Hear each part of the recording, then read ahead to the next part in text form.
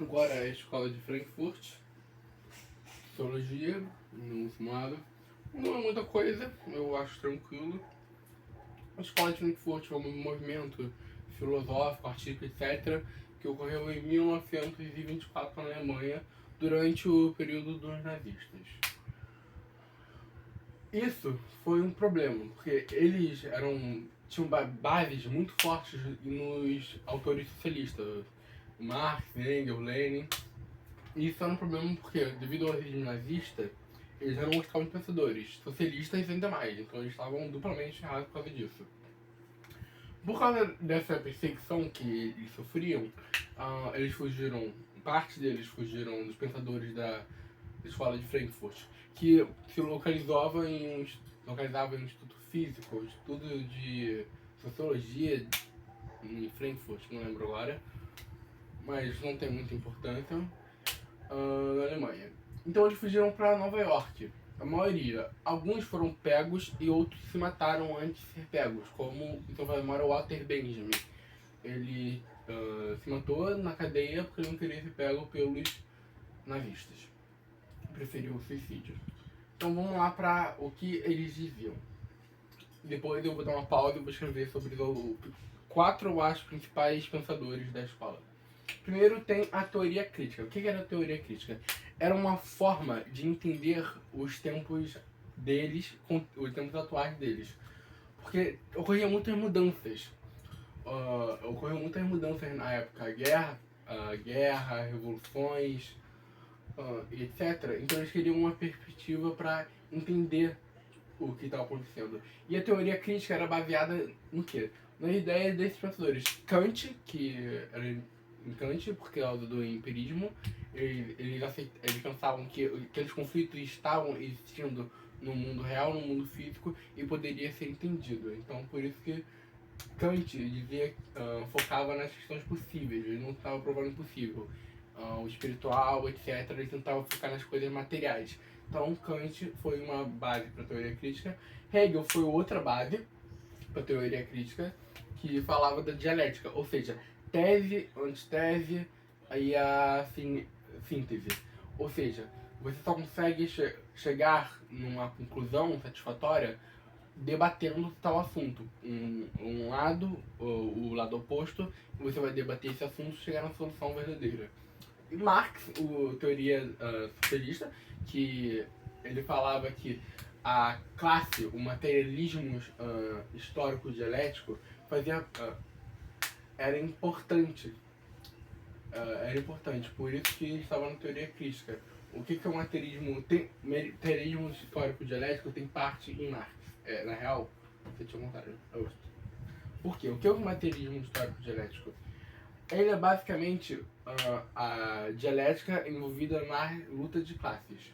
Nesse contexto aqui, pelo menos. Porque você fala dialético é uma tese e uma antitese. No caso, seria a luta de classes. Isso aqui seria a luta de classes. Criada pelo sistema capitalista, que só iria acabar com a imposição do sistema socialista, futuramente comunista. E era isso o materialismo histórico dialético. Ele levava em conta a luta de classes, o capitalismo, para chegar na conclusão que a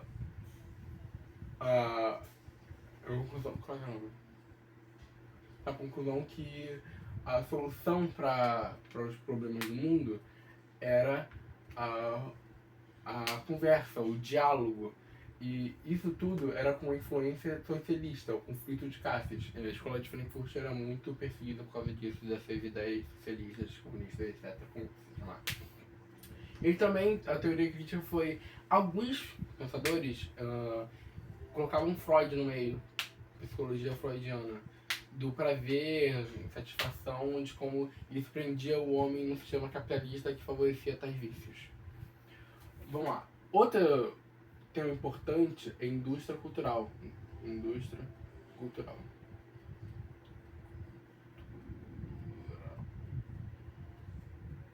O que era a indústria cultural? A indústria cultural é um meio de propagação, de perpetuação do capitalismo.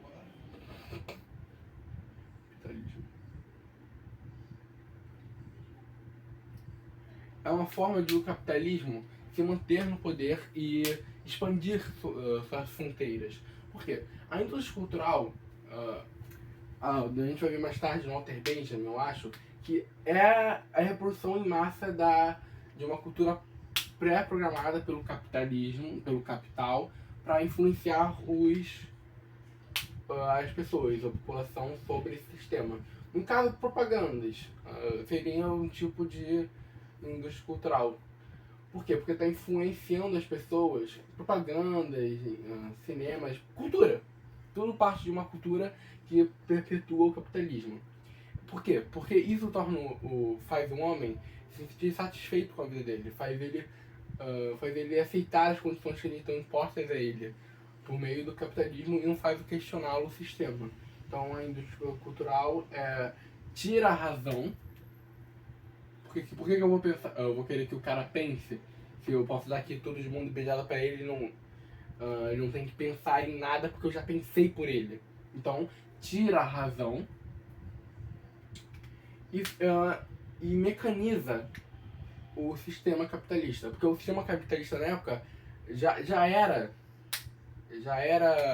mecanizado. Pensando no Fordismo. O Fordismo eu acho que é um bom jeito de exemplificar a indústria cultural. São várias pessoas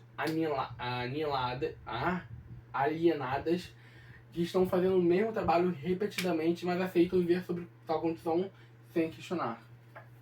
Isso é o que a indústria cultural se propõe a fazer. O não questionamento e aceitação de valores capitalistas. Agora eu vou dar um pause e vou falar sobre Adorno, Horkheimer, pensadores Adorno, Horkheimer, o Walter Benjamin, o Ebner, que são falando memória, e o outro esqueci o nome agora de cabeça. Aqui vamos falar de Adorno, Horkheimer e Walter Benjamin. Eu vou falar desse aqui primeiro. Adorno e Horkheimer sugeriam que o conceito de razão instrumental. O que era a razão instrumental? O conceito de razão instrumental quer dizer que a razão, o conhecimento é usada para dominar de forma totalitária. Vou exemplificar. Principalmente no sistema capitalista. Vou exemplificar. Pensa comigo, eu sei fazer um bolo bom pra caralho, uma receita secreta, um conhecimento que só eu tenho, e sei lá. E você faz um bolo ruim. Você faz um bolo mais ou menos, tem uma receita na internet, todo mundo faz, não é muito bom, todo mundo já encheu o saco de comer esse bolo. E eu insiro o meu no mercado. Eu insiro o meu no mercado, vou exercer uma forma de dominação sobre você e sobre vários outros que têm um produto inferior devido à qualidade da minha receita, devido a esse conhecimento que eu tenho. Isso é um exemplo de razão instrumental de conhecimento totalitário. O conhecimento exerce dominação. É uma consequência do conhecimento a dominação. Ok? E é isso. E o Walter Benjamin era um artista. Ele era o que se matou. Tenho quase certeza que ele se matou. Eu vou colocar na descrição do vídeo se foi ele mesmo que se matou. Eu vou pesquisar depois. Vamos lá. Ele tem dois principais. A arte, a percepção da arte depende do tempo em que se vive, do meio em que se vive. Isso é algo muito importante, porque a arte é sim consequência, a percepção da arte depende muito do seu tempo histórico e da localização geográfica. E ele tinha um conceito da aura. O que era aura? Era aquilo que o artista quis passar com essa obra. Isso tinha um embate direto com a indústria cultural. Porque, pensa comigo, se eu faço... Você tem uma camisa única no mundo. Essa camisa tem uma aura. O artista, a pessoa que fez a camisa, inseriu uma aura nesse produto. Esse produto tem uma aura. Agora, imagina se alguém pega essa camisa, faz 70 mil delas e vende pela Shein. Essa camisa perdeu sua aura. Porque agora esse produto não está sendo mais inserido com um propósito específico de deixar você feliz. Está sendo massificado, está sendo produzido para sustentar o capitalismo. Então era esse o embate principal, pelo menos no meu entendimento, da aura e da indústria cultural. E agora eu vou pausar e falar do George Habermas e do Marcuse. Na real, eu vou fazer um freestyle porque Eles são bem de boa. Primeiro tem o Jorge Habermas. Jürgen Habermas.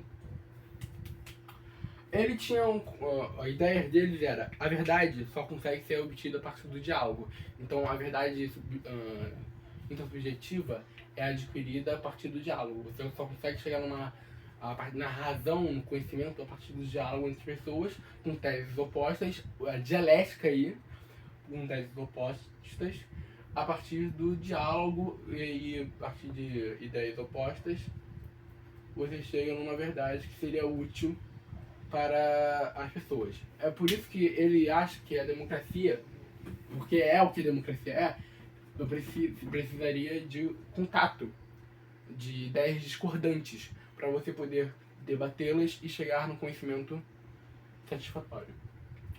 E ele foi que tava fudido. Tipo, eu acho que os nazistas mais vão comer uma porrada assim nele, porque debater ideias contrárias com o nazismo é complicado.